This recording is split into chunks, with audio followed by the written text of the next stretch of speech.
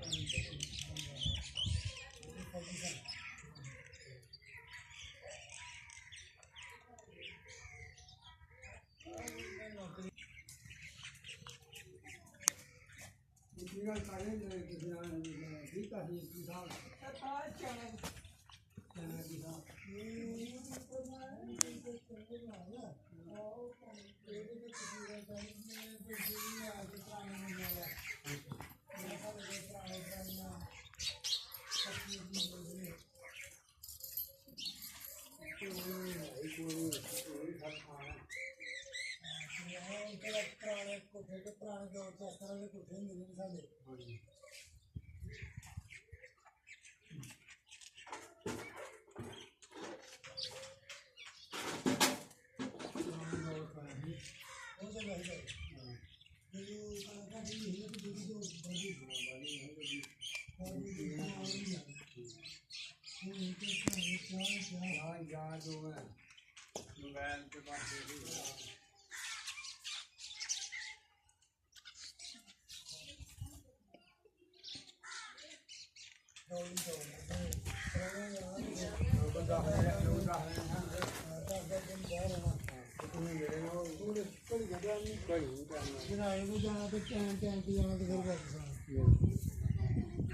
जनाए उस टाइम जाना नहीं जनाया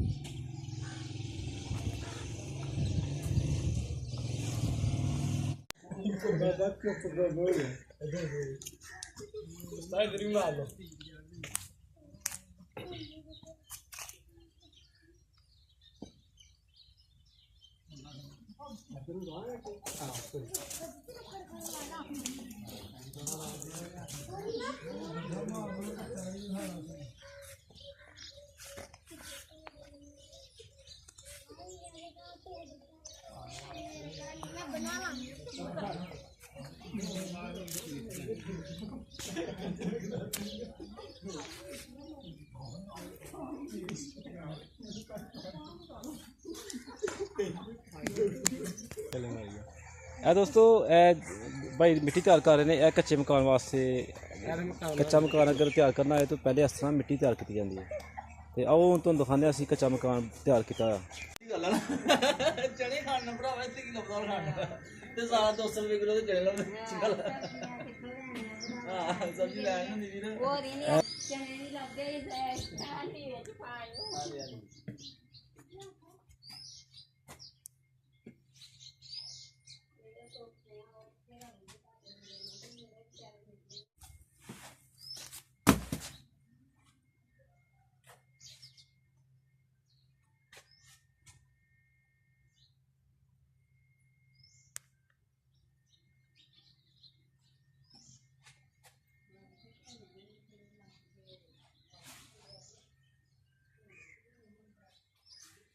ਸ਼ਾਮ ਨੂੰ ਸਕਾਲੋ ਸਾਰੀ ਨੈਟ ਤੇ ਵੀ ਆ ਸ਼ਾਮ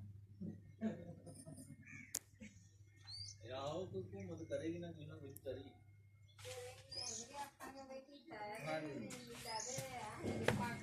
ਇਹ ਆਖਣਾ ਹੀ ਆਖਣਾ ਆਹੋ ਜੇ ਕਰੇਗੀ ਤੇ ਆਖਾਂਗੇ ਦੇ ਕੀਤਾ ਹੈ ਸਾਡੇ 20 ਸਾਲ ਨਵਾਜ਼ ਸ਼ਰੀਫ ਨਾਲ ਬੋਲ ਦਿੱਤਾ ਉਹਨੇ ਕੀ ਕਰਦਾ ਤੇ ਨਹੀਂ ਜਾਣੇ ਕਿ ਨਹੀਂ ਰਿਸ਼ਤਾ ਨਹੀਂ ਕਰਨਾ ਨਹੀਂ ਕਿਹਾ ਸਾਨੂੰ ਗਰੀਬਾਂ ਨੂੰ ਖਾਣਾ ਹੀ ਖਾਣਾ ਹੈ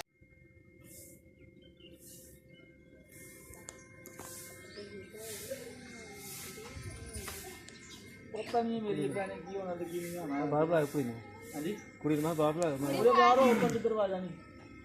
ਅੱਬੇ ਜਾ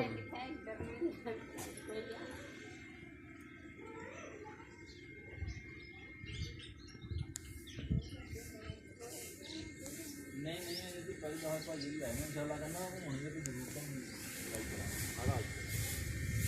ਸਾਰੇ ਦੇ ਇਜਾਜ਼ਤ ਦੇਣੀ ਨਾ ਹੁੰਦੇ ਜਿਹਦਾ 50,000 ਨੇ 20,000 ਨਾ ਖਾਏ ਜਿਹੜੇ ਨਾਲ ਬਣਾਉਣਾ ਹੋ ਜੂਗਾ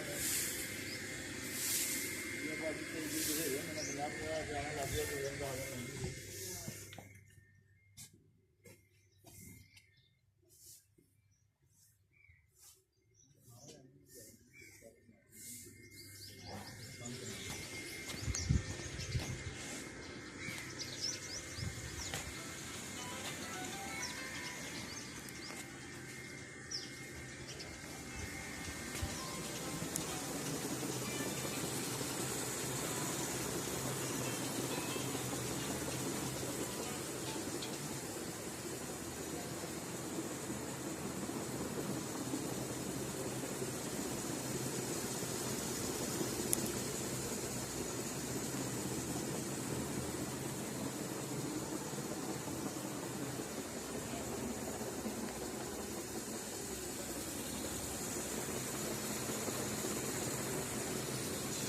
ਨਹੀਂ ਸਾਡਾ ਘਰ ਹੈ ਜਨਾਬ ਉਹ ਡੰਗਰਾਂ ਵਾਲਾ ਮਕਾਨ ਹੈ ਸਮਝੋ ਪਰੇ ਇੱਥੇ ਇਹ ਗੁਸਖਾਨਾ ਕੱਚਾ ਜਿਹਾ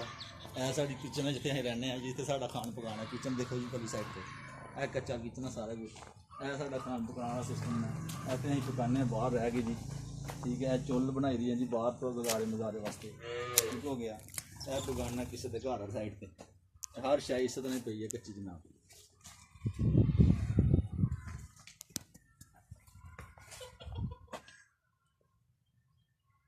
ਲੱਕੜੀਆਂ ਸ਼ਕੜੀਆਂ ਟੁੱਟੀਆਂ ਪਈਆਂ ਜਿਹਦਾ ਕਿਚਨ ਬਣਿਆ ਉਹ ਡੰਗਰ ਵਾਲਾ ਜਿੱਥੇ ਪਰੇ ਸਿਸਟਮ ਸਾਰਾ ਹੀ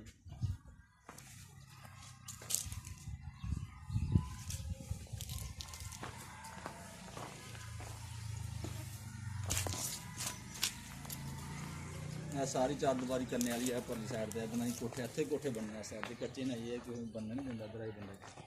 ਸਾਰੀ ਚਾਰ ਦੀਵਾਰੀ ਮੈਂ ਇੱਥੇ ਕਮਰਾ ਬਣਾਉਣਾ ਹੈ ਸਾਰਿਆਂ ਨੂੰ ਜਾਣ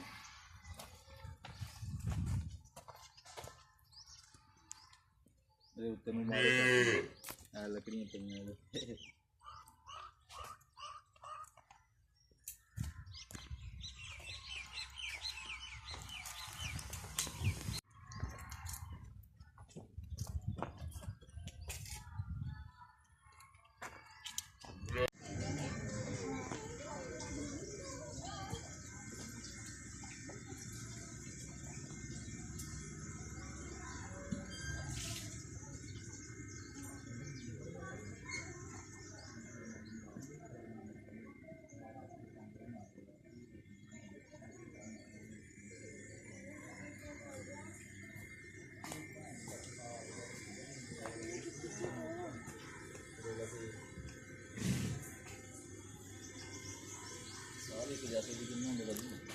बेटा तो अंदर हो जा तू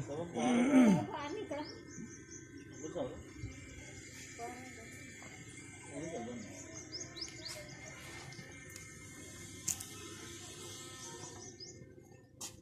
जबरदस्त चुल्ह तो देखो हाँ जी बड़ी जबरदस्त चुल्ह बनी दी हाँ जी